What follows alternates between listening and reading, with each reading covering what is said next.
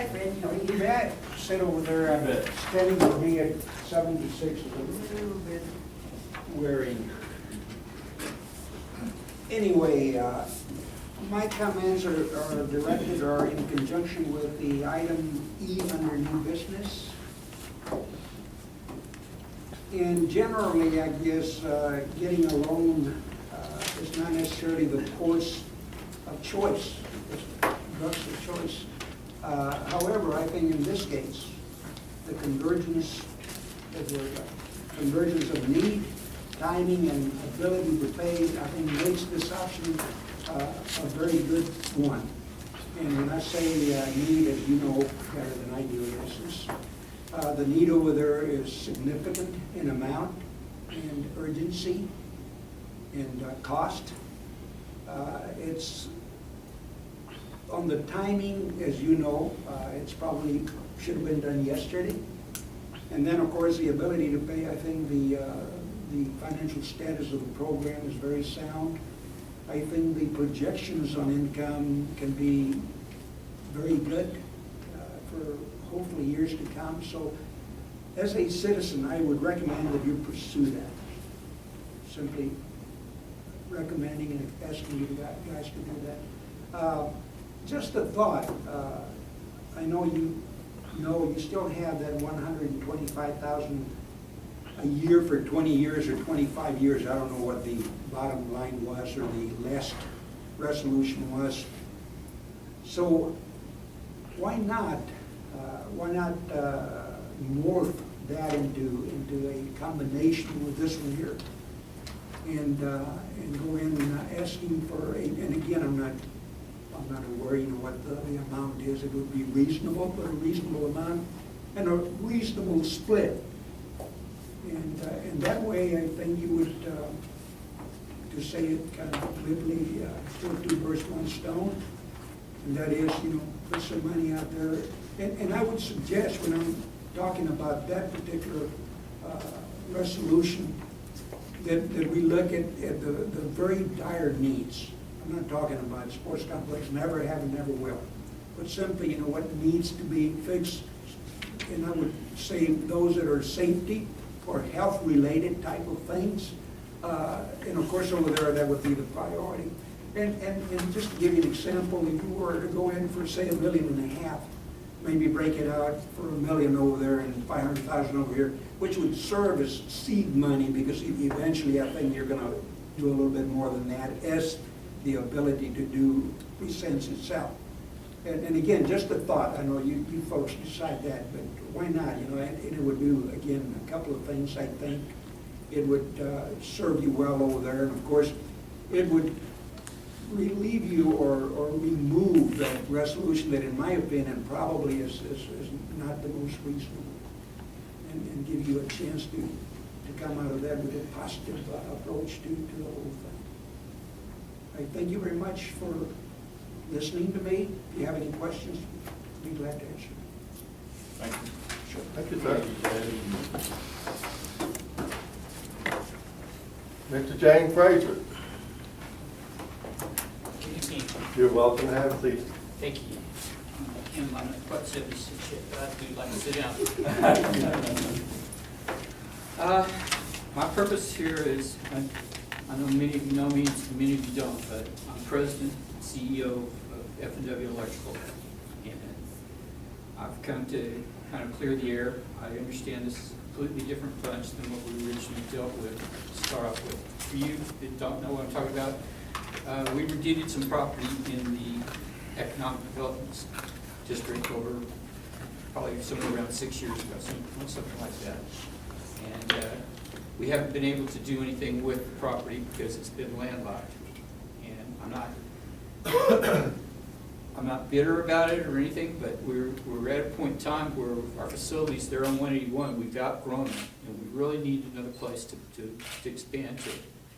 And when we originally did this deal, we were planning on moving out to that facility right away because we'd outgrown the facility then. And obviously we couldn't do it because of the infrastructure reasons. And when that occurred, we dumped quite a bit of money into the facility that we have right now. Now, I can, I'm gonna be real frank with y'all, I've dealt with good faith with people that were here before. And I didn't come out with a real bad taste in my mouth with trying to deal with it in good faith. Now, I'm telling y'all, I know that this is a new bunch, and I am coming to deal with you guys in good faith. Andy and I have sit down and talked about this, and we've put together a preliminary agreement, which I think that we're gonna be able to work out. It's given me 90 days to do a feasibility study, which I'll outline for you. Basically, what we're gonna do is we're gonna get the property that's keeping us landlocked appraised. We're gonna have an attorney look at the documents, make sure everything's on the up and up, probably get it surveyed, and we're gonna come back and see what the feasibilities of having utilities. Now, I don't really think that we're gonna be able actually to get, I'm almost positive we're gonna get this deal done with you guys, one way or the other, because I think that it's really, it would be crazy for us to pass this opportunity up as a corporation, because we are gonna move, and we're gonna move to someplace in Wilson County, and that looks like a perfect place for us to move to.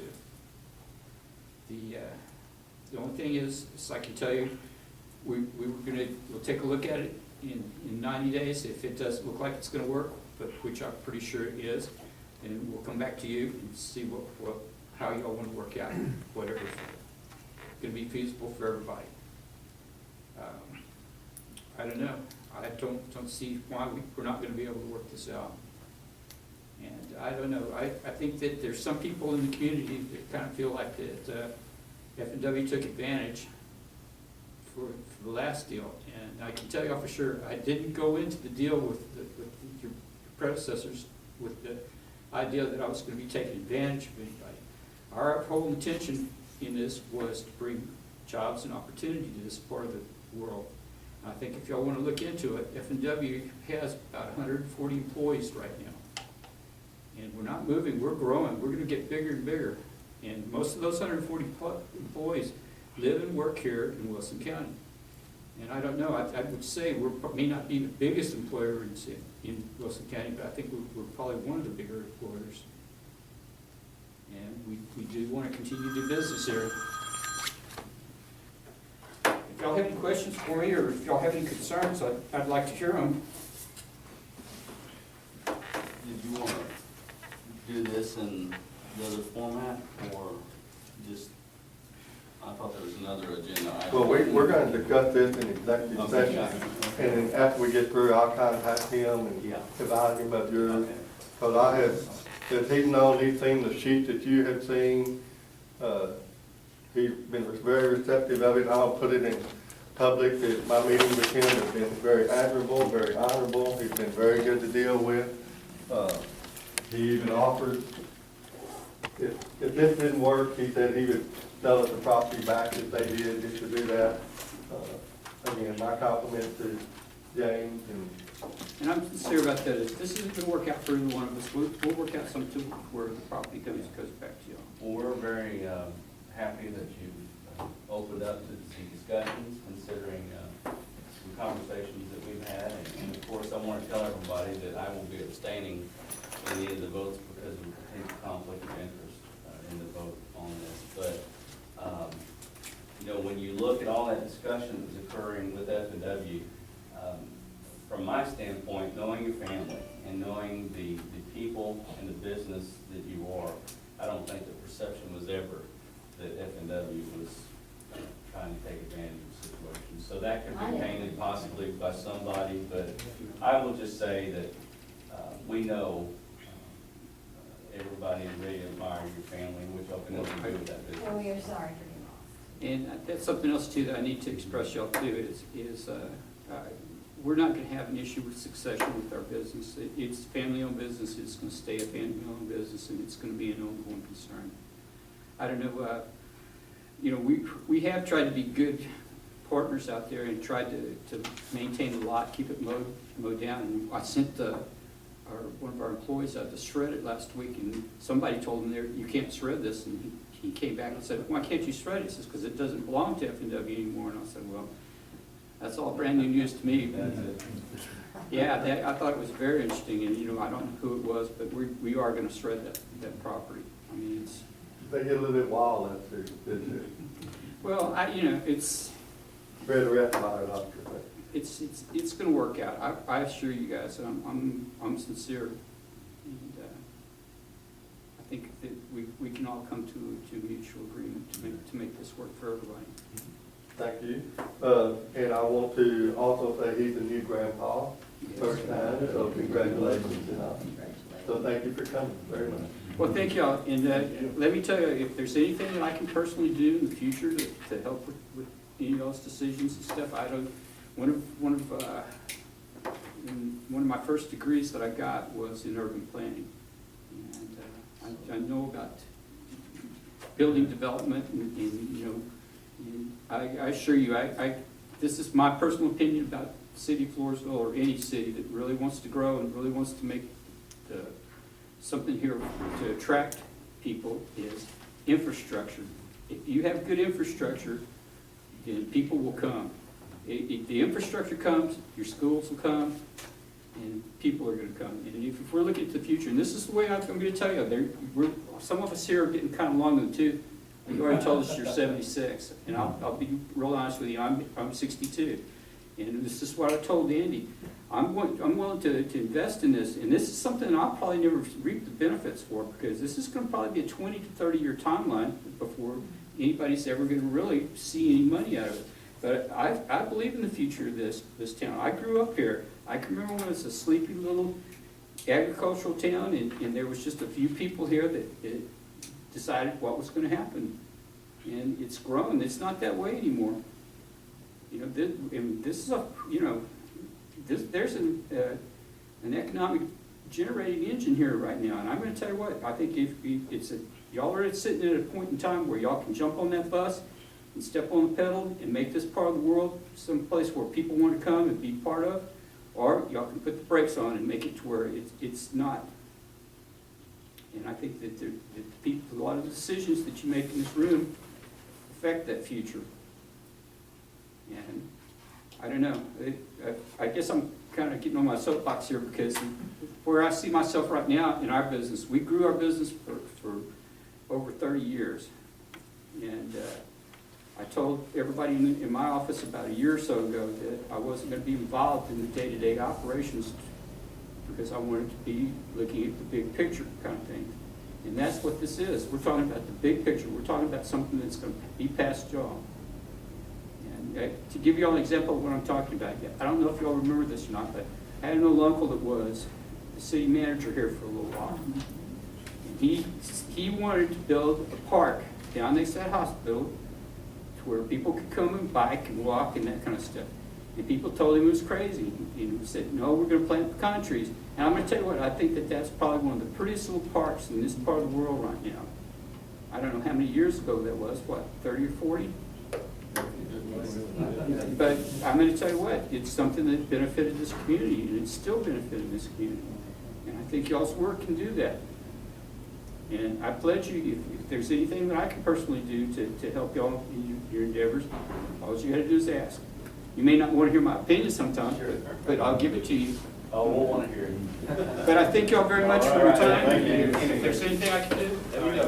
All right. You take care. Congratulations on the grandbaby. Thank you for coming.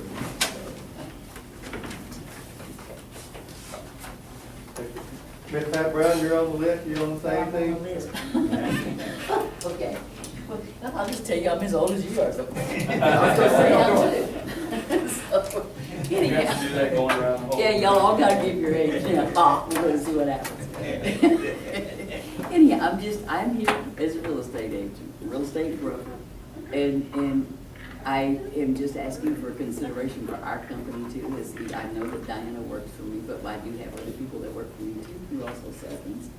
And so I really don't think it would be a conflict of interest, but I'm glad to see that you're gonna get some professional opinions about values of some of those things and some help with it, because it's a business of its own, and it's got its own little things, but it's basically a safeguard for you, and it kind of gives you another ability to back off and look at something and not have somebody right staring you in front of the face and say, I'm offering an X, and you go, ugh. It gives another layer so that you can have another avenue to negotiate with people, that's all obviously to do.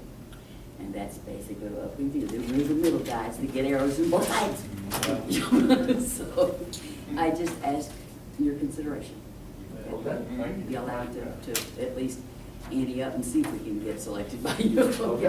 All right. That's the main thing. I'm just here to say, yay, go ahead on. I'm glad of the direction, proud of the direction you're going. Thank you. I appreciate that. Just Thank tickled to you. death. I've sat over there where you're sitting. We're gonna move to new business now, unless there's any others that haven't signed up, want to say something? Okay, we're gonna go to, item A, discussion, consideration, action on reimbursement of default fee to Hipram Investment LLC. You want to go ahead and go over Do you want to? approval of minutes and approve stuff? the minutes? Oh, okay, you want to do those? Well, I mean, if that's the direction you're going, that's fine. So, let's go to the treasurer's report. Okay. My fault, I did jump Do too you far. want to approve the minutes? Approve the minutes for May 13th, 2013. You should have them in your packet here. Again, I apologize. I've read them and I move that we approve those minutes for May 13th. I have a motion by Mary Helen Deacon to approve the minutes for Floresville Economic Development, regular meeting, May 13th, 2013. Do I have a second? Have a second by Carrie. Any discussion? Comment? All in favor say aye. Aye. All approved, that's all in favor. All against say aye. None. It passes. Now we're going to the treasurer's report, and I believe that is also in your little packet down here. Here is your copies. Okay, let's go ahead, the first page there, and what we have started doing, the whole reason we moved our meetings to the middle of the month is so that we can reconcile the accounts to these accounts, all right? So when you see these balances here, that's the current balance as of the 31st of May. This first one you see here is that actual money market account, okay, has a balance of $780,985.96. If you return the page, this is the check register detail, which shows you the transactions that occurred out of the checking account. I'll just briefly kind of go through these. Verizon, of course, is the phone. Lou Rosenberg, that was the legal that had to deal with that garnish judgment settlement. Fuel, the 360 with L&M is a combination of cleaning and some other things that were done with the Bear Warehouse. Okay. Electric, light, power, payroll, Variant Partners, that was the last amount for the tech stop project. I think you've seen that before. Andy was just simply a meal with Mr. Frazier there. The phone has been canceled. The AT&T, so we will not see that any longer on there in terms of the cell phone.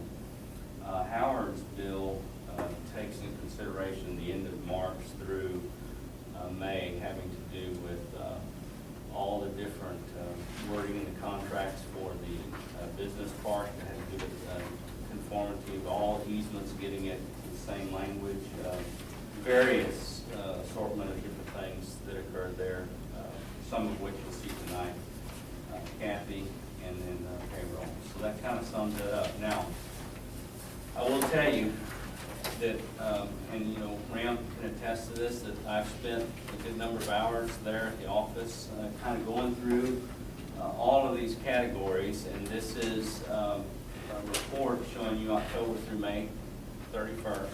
The first column is our current expenses. Probably the best one to compare it to would be the far right column. Okay, I don't know that I like the way this report prints, but these were the annual amounts for those categories. If you don't see an annual amount there, it was not a budgeted item for that category.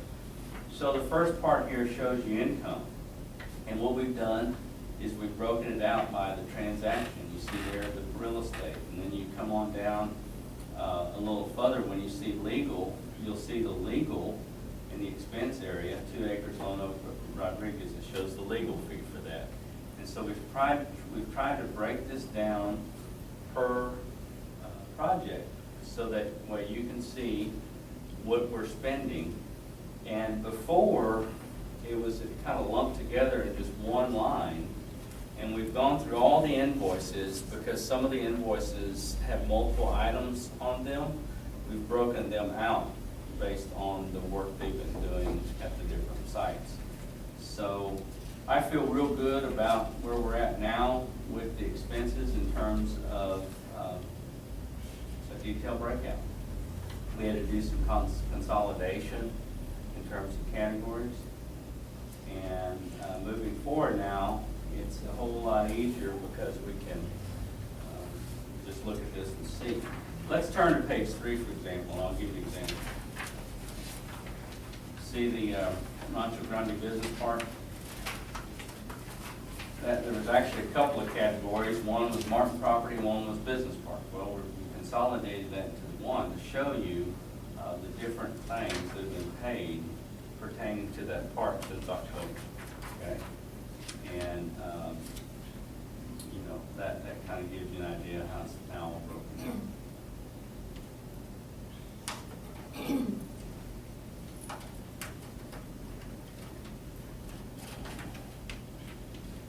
Sales tax is still very strong in your packet.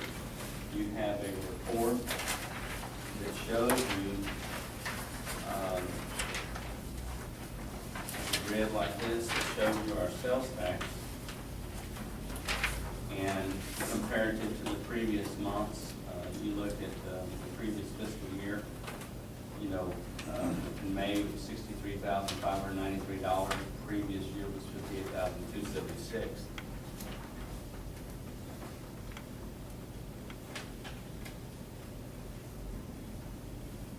And, you know, as you can see, all those months have been very strong compared to the previous fiscal year. The only thing I'll include in the treasurer's report is that I did invite the auditor to come to this meeting, but she had a conflict with the schedule, so we're shooting for July. As her giving us the final report on the audit. There has been no negative notations made, just simply a few adjustments that Laura Fagans in the city worked with us to adjust, meaning items that might have been paid in this fiscal year literally are supposed to be booked in the prior fiscal year, and those kind of adjustments like that. There was a sales tax that ended up being deposited this year, but really it still gets credited in that prior fiscal year. And so it's just all entries that have to be adjusted based on the accounting process. Other than that, that's it. Great job, Jason. I know it was difficult, a lot of your time. Well, thank you, and I feel good about that, because now when we put the stuff in there, we know exactly where we can put it. And that concludes my report. Thank you. And Jason and I did look at, and I saw those adjusting entries and things, so I have no issue with them at all either. And thank you so much, Jason. I know you're spending a lot of time. Anything else, any questions? We're gonna move to committee report, finance, kind of duplication. You have any finance committee meeting report or anything to report, Jason? No, nothing more. Okay, Ms. Mary Helen, how about personnel? Yes, sir. I would like to, we have 12 applicants for the executive director's position, and I would like to ask that personnel committee post a special meeting of that committee for June 21st at 12 noon. I have a mock-up room for you, if you can discuss it, so that we can review those applications. That will be in special session because it's personnel matters. This is the meeting on June Yeah, 21st. Yeah. 6:25? What day? You got- 12? June 21st at 21st. 12 noon. And if this building is closed at 12 noon, they need to make sure those doors are open. Yeah, either that or, Okay, whatever we need to do to post it on that meeting notice so that people can get in here, but we'll be in closed session. Executive session, okay. That's all I have. Okay, thank you. Any questions for Ms. Teagan? Graham, Executive Officer's Report? Okay, as been reported, I think, that we're really concentrating on doing as much work as possible at the Rancho Grande. You know, we've been spending a lot of time in getting the people that are out there. We have actually 8 people that have business functions right now at the Rancho Grande. And I think they all are aware of what we're trying to do. They've gotten letters from Howard explaining the situation what we're trying to correct in some fashion, you know, to make sure that everybody is aware of what we're trying to do out there, and also trying to get the utilities that are needed out there. I think as far as water and electricity, it's out there, but the other concern that the majority of them have is telephone. So I have met with Mr. Warner, and we're working together in trying to make sure. I think he's waiting for his legal people at Verizon to inform him if he can proceed with the easement situation that needs to be taken on the property lines of the properties that will be receiving the telephone services out there. So very shortly, hopefully, that if they give him the okay, he will start doing some trenching out there. He said, as soon as they inform me, I'll tell you, and our crew will start processing the telephone lines out there. I think this past week, I had a gentleman from one of the properties out there. I'm trying to remember now. The tank company. Watkins. Mr. Watkins called me, and he's going to be in the area this week, and we're going to have a meeting together, and he anticipates that he will eventually be setting up shop at Rancho Grande. He says, I know it's taking a little bit longer than what I anticipated, but we are forthcoming. He says, and we will build, and we're going to build tanks out there. And he projects that looking from 30 to 40 employees that will be hired out there. So that's very good. So hopefully we will be meeting and trying to get everything squared away in his property. Right now, I think mainly his property needs mowing. And I guess once he gets over here, he'll make contact with somebody, or I'll try to give him names of people that do, shredded and so forth. But, a lot with the rains that have taken place, a lot of those fields got a lot of weeds right now. But I think it's progressing real good, and I hope that once on the 20th, when we open the bids for the entry to the business park, then and once a selection is made of a company that was going to proceed in doing the work, then it won't take that long for them to complete that work. And then we anticipate looking at the other possibility of the road work. And so the engineer and Andy and myself were out there last Friday, and we went through the whole area, and hopefully that once we get the entry cleared away, then we can start getting the process for the roadway. I think on the other, we were able to, from the last meeting we had, I think the property at the Veterans Business Park that was discussed, we got all the paperwork and everything squared away on that contract with the people that were interested in purchasing.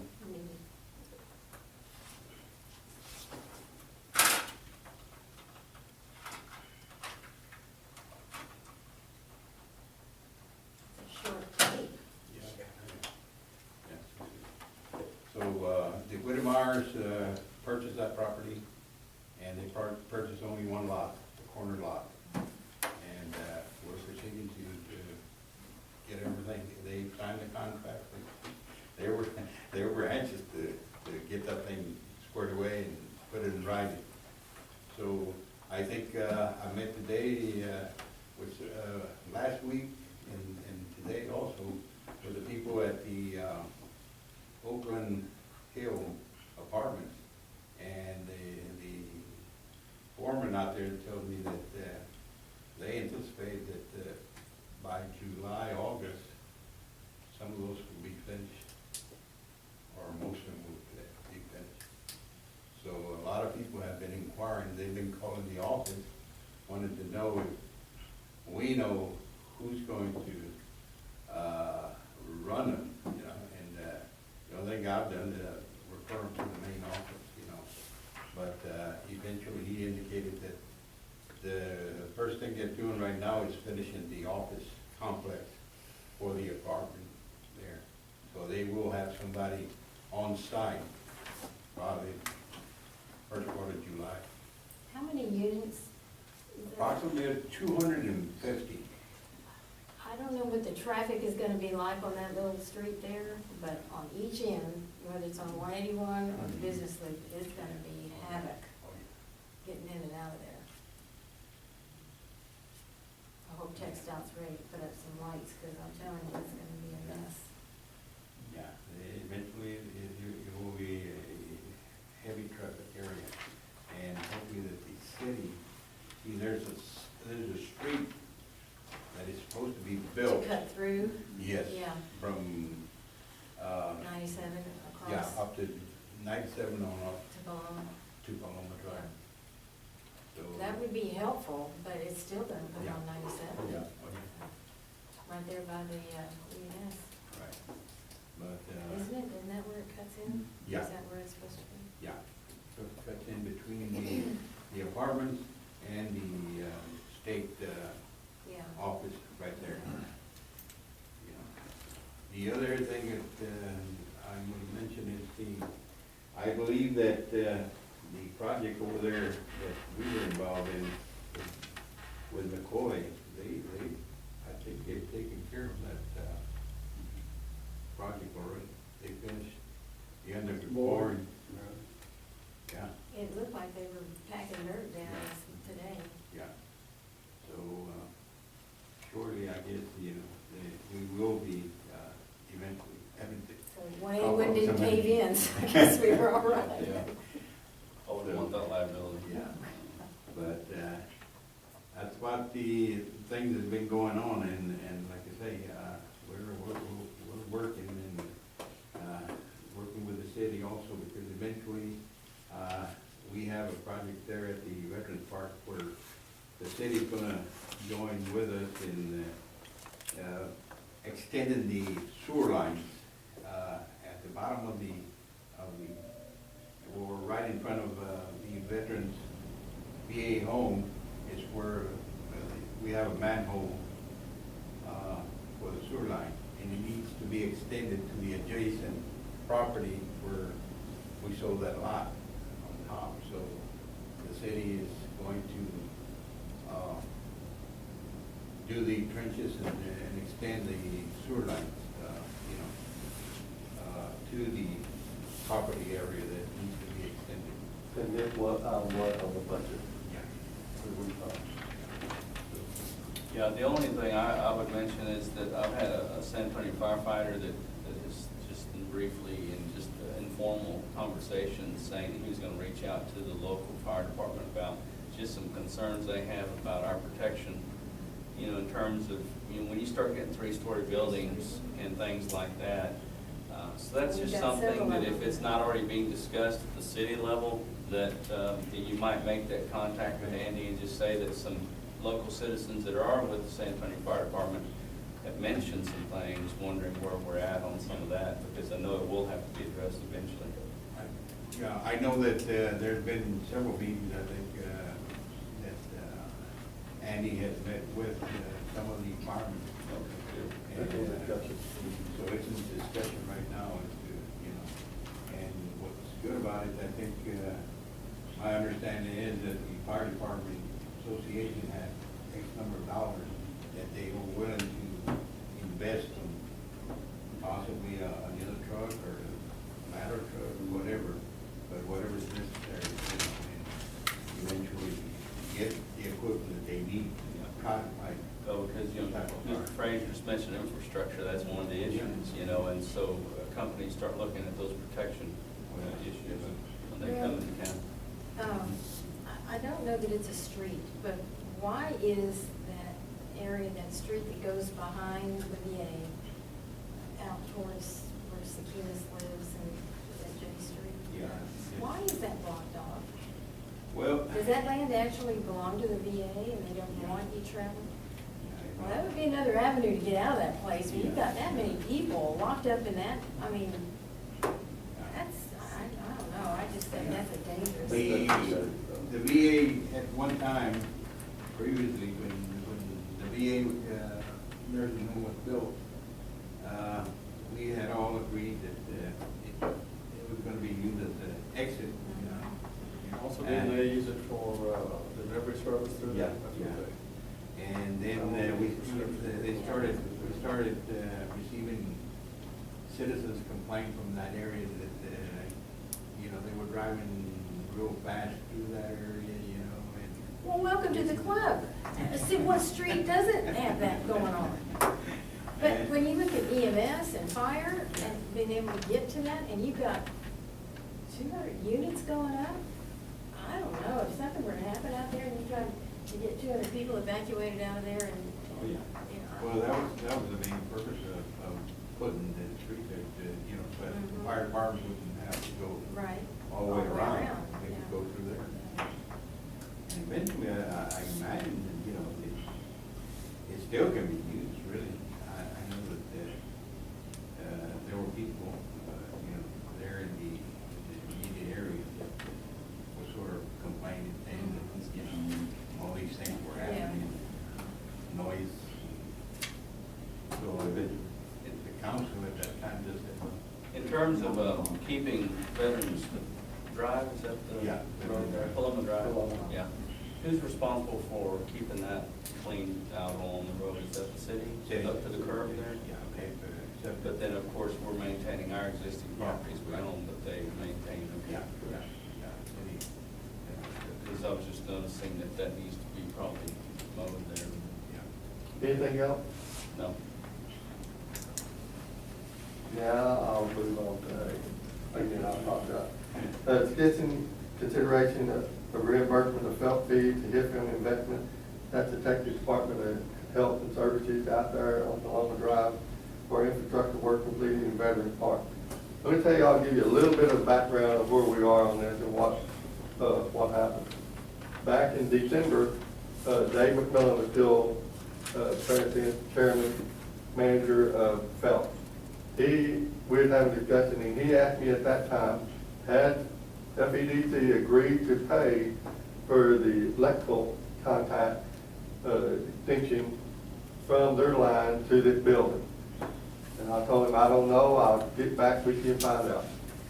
We had a meeting that day, best of my memory, and I went and asked those in attendance in that meeting, and Mr. Pettit had just left, so he wasn't here, if they had anything. There's Vicente, Mayor Garza, and some of those others. They said they hadn't heard anything about it. So I reported back today that they didn't know it, it wasn't on the budget, so I didn't see that we had any commitment that I knew of. We didn't find anything in the meeting where we can see that. He said, okay, he'd get with the contractor and work it out. About a month ago, out of the Sky Blue, we got a bill from Phelps for $7,370 for that extension over there. The situation is during that meeting where Mr. Pettit made that comment, Dan Beatrice was there and in attendance and heard him. So when he heard Mr. Pettit make that comment, when he got the bill ready, because of Jesse's comment, he sent the bill directly to us. So we sent it back. since that time, I've had several discussions with Randy Hines, who is the manager over there, and he says he knows he should have got it in writing, but that Jesse did make that comment and that commitment, and he didn't know any better. And Ben DeArthur, who people, that man is honorable as the day is long. Also heard it, and that's why he sent us a bill. I want to tell you right now, Mr. Hines, in this situation, I understand he could have easily become upset, but he was the ultimate professional businessman, and I wanted to compliment him, and I did, and maintain a very professional attitude during that. So I told him I would bring it up for this committee to see if we would want to pay part, none, or all of this bill for $7,370 to Jesse Committee, the WDCC. I'll answer you any other questions that I can, but that's the situation. And that's to connect. He would run the underground utility to the building. I remember talking to Vicente, and Vicente said that was something we obligated ourselves to. Okay? And we went and checked on it, on the progress, because he had, Ortiz, is it Fred? Yeah, right. Ortiz was doing some Put a pad in the back of the building. pad work, so Sounds like we were it sounds like intending. Vicente was aware of it at least. So we have, here, we have several bids, there's nothing in writing, it wasn't budgeted, and Mr. Hines would like this any consideration that we do, so. Well, I have a question then. How many more of these surprises do we think are out there? Because every time we agree to do this, because Jesse said that he obligated us to it with nothing in writing, how many more of these are gonna come along, and our budget doesn't have, I got one today, a call, a promise to build a fence, but, that's another. I can't answer that. I know, it's a My rhetorical question. concern is that, it's just simply setting the precedence, that, says this is what we're willing to do. Anybody that brings something before this group can be considered, of course, for something, but, I guess is there witnesses, as there was in this one, is there just a witness on that one? So we had the one out there at the sign for Lone Oak, the sign is in that, there's nothing in writing, and evidently he told Ben Reed that they'd put up a sign. That's a $5,000 budget. We paid Mr. Ortiz to work on that project, so. yeah, we paid $2,400 to actually dig and put in the underground stuff, so I guess I'm not quite clear on what the $7,300 is for. I guess that's that big transformer box and all the underground that they put from underneath along the From there drive. to the pole, I guess. 430 feet at $16 a foot, and a TO. If y'all wanna table this until we have another discussion, we can bring Vicente in here and We have witnesses, we don't have any dispute that Jesse said. We have Vicente, we have Ben Diossi that was there and heard it and know it. And This is. I heard it from Vicente's mouth. Well, this has come up now about 3 or 4 times between conversations, so I think it needs to be settled. Probably in the spirit of Right. being on the right side of things, we need to probably pay that bill. All of it?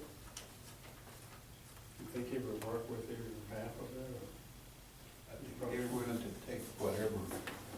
Mr. Hines was extremely professional. He knows he faulted that he didn't get it in writing. Because Well, if there was nothing in writing as to even an estimate, Black Company should have been able to give us an estimate. He did have Oh, that. he did, okay. And was it close to that? It was very close to that. So there was an estimate already in advance of the work being done. Well, so then I'm wondering if Phelps would be willing to work with the remaining part. mean, what amazes me about that is I'm surprised that they didn't have anything in writing. And they also admit that they should have, they erred, and they should have gotten something in writing. But this is something that happened numerous times in the past, wasn't anything different, so they didn't know that Jesse wasn't gonna be here to get out the check to do however he did it. Is it on, recorded on the minutes, or? There's nothing that we can find anywhere. Now, this was a meeting that was held when they were discussing the project. On site plan. That's gonna be, and, you know, it was just, I think the meeting was held here, somewhere in the office here.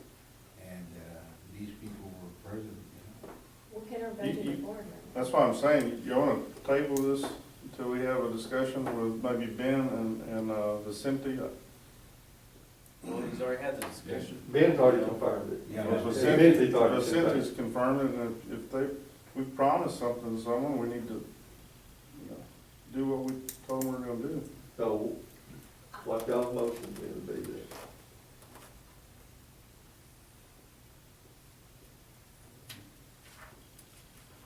Well, you know, once again, my concern is only establishing a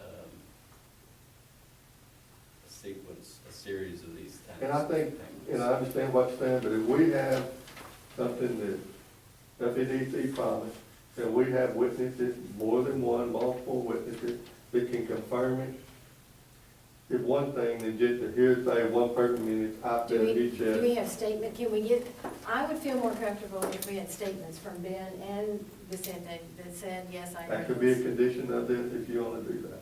I think if we tinker with the amount, what are we gonna accomplish, other than giving them a little bit? If we go ahead and say that we'll pay it with the condition that we have notarized statements from both of them that said, yeah, because your whole thing is, we have to have some substantial evidence that we had these discussions ahead of time, we knew what was coming, and it's in the budget. Here we are, again, picking up pieces. And kind of just a lead discussion, I concur with that wholeheartedly, because just to come in here and do this Yeah. without it being a budgeted item for infrastructure and all, it could be actually an illegal payment by us. But by getting this is something that is documented, it just wasn't put out in paper, it would behoove us to do that, and I concur with that, if that's the Then direction. I make a motion that contingent upon receiving notarized statements from Ben Yatrick and Vicente Villego, attesting that they did hear Jesse state that he would he obliged us, obligated us to this electric bill, that we would pay the bill in full to, who is it? It's a HIPAA investment. All right, for the amount of $7,370 even. Okay, I have a motion. Do I have a second? I'll second. I have a motion and a second to reimburse HIPAA investment amount of $7,370 upon receipt of notarized statement from Vicente and Ben that they were present when Mr. Pettis obligated FEDC to pay this bill. Is there any other further discussion? Is there any further discussion? I'm going to call for a vote. All in favor, say aye. All opposed, same sign. Opposed. We have motion passed, 3 in favor, 1 against. We're going to move on to discussion, consideration, and action, select realtors prepare market value analysis for property in around the industrial park and the build warehouse and approve a listing agreement. I believe in your package, hopefully there is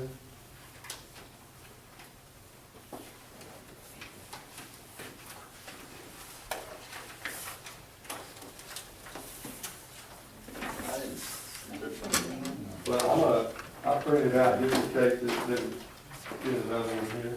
No, this I goes don't down. think it was. That's it.